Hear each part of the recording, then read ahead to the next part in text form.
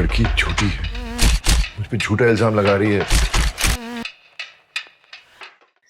The teaser opens on a man in a prison cell. He is not crying, he is not begging, he is not broken. He is smiling. The smile is the entire film. Bobby Deol plays Sameer Mehra, a fading rock star, a man on dating apps, a man who, according to the woman, assaulted her. According to him, she is lying. Anurag Kashyap directed it, Sudip Sharma wrote it. It premiered at TIFF before India even saw the teaser. This is Bandar, and it might be the most important Indian film of 2026. In 2012, a Danish film called The Hunt opened with a kindergarten teacher named Lucas. Quiet man, kind man, loved by his community. And then, a child he had never harmed, told a lie. Not out of malice, out of confusion, the way children sometimes do. But the village didn't wait for facts. The village had already decided. Within days, Lucas lost his job, his friends, his dog. His house was vandalized. At Christmas, a man he had known for 20 years walked across the church and hit him in the face. The accusation was the verdict. What the Hunt understood, and what Bollywood has never had the courage to fully say, is that the real monster in a false accusation story is not the accuser. It is the system around the accusation. The social machinery that converts a claim into a conviction before a single piece of evidence is examined. The Bandar teaser suggests Kashyap understands this. Bobby Deol's character is already in prison. The system has already moved, and he is sitting there smiling, like a man who knows something nobody else does, yet.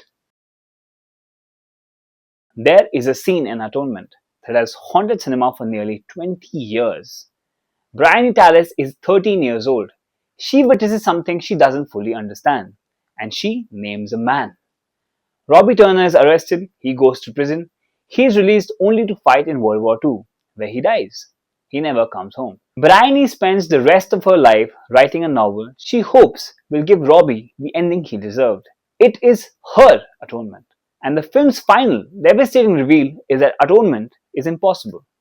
The word was said, the years were taken, he is gone. What Atonement captures and what no Indian film has come close to is the irreversibility of the false accusation. You can be exonerated, you can be declared innocent, you cannot get the years back.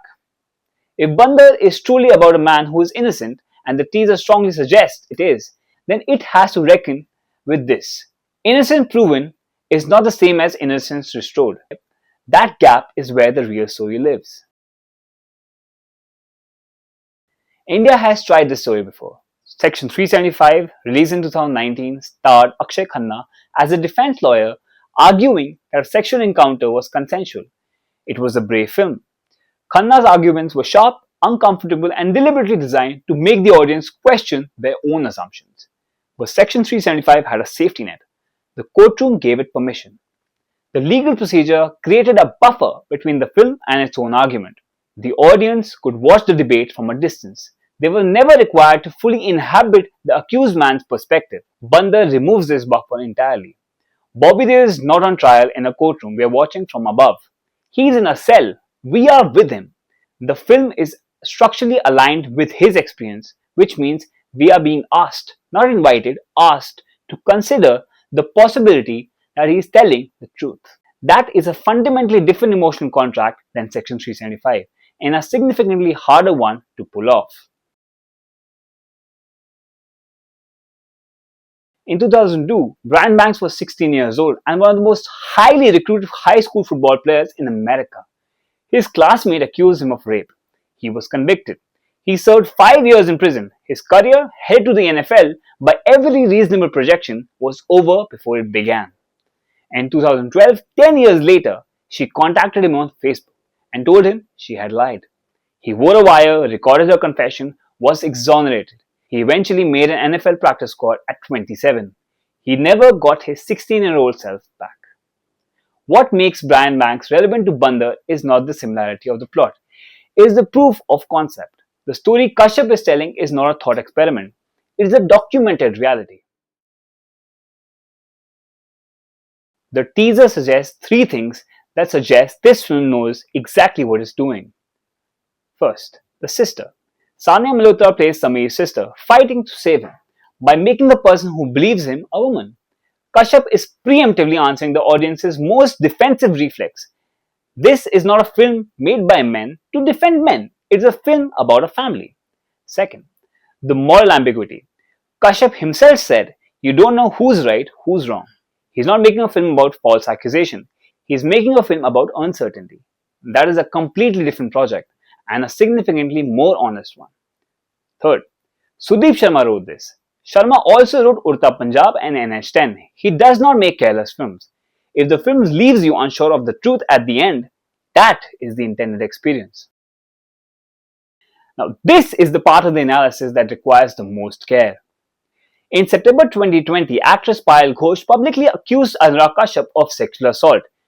Kashyap denied every allegation. The case entered legal proceedings. In 2026, Anurag Kashyap has made a film about a man who insists the woman accusing him is lying. All signs point toward this being intentional. Kashyap has never made a film accidentally. His entire career from Black Friday to Gangs of Wasipur to Ugly is the work of a filmmaker who uses cinema to process the world he is living in. Is it brave? Possibly. Using your own experience as a raw material for a story about uncertainty and mob justice and making the story as ambiguous as the teaser suggests is a legitimate artistic act. Is it irresponsible? Also, possibly. A man who has been publicly accused directing a sympathetic portrayal of a man who insists his accuser is lying will be read by some audiences not as art but as argument. The fact that Kashyap hasn't resolved this tension for us and Sudip Sharma's screenplay appears to resist resolution suggests they know exactly what the territory they are in. Bobby Deol spent a decade being underestimated. The 90s star whose career quietly faded, and then Animal happened. His villain in Animal was not a star vehicle, it was a surrender. He walked into that film playing a character with almost no dialogue, communicating entirely through presence, through stillness. The interest lost its mind. Bandar is asking for the opposite. Where Animal asks him to be physically terrifying, Bandar is asking him to be emotionally naked. A man in a cell, a man whose voice might be the only weapon he has left. If he pulls this off, and the teaser suggests he might, it will be the most significant performance of his career. Not because of the role, but because of what it demands. The willingness to play a man the audience is allowed to doubt. Cinema has always known how to handle a guilty man. The guilty man confesses, or is caught, or faces justice. The machinery of storytelling has been processing guilt for 100 years. What cinema has always struggled with is the man who says he didn't do it. Because once you make the man the center of the story, once you look him in the eye and ask whether he's telling the truth, you are no longer making a film about crime and punishment. You're making a film about the limits of uncertainty, about what we know, about what we believe, about what we decide when we cannot know. Bandar, if it delivers on what the teaser promises, is not a film about false accusation. It is a film about the question itself. June 5th, that's when we find out if Bollywood was finally ready to ask it. Are you watching Bandar, and do you think Kashyap has earned the right to make this film? Or does personal history make it complicated?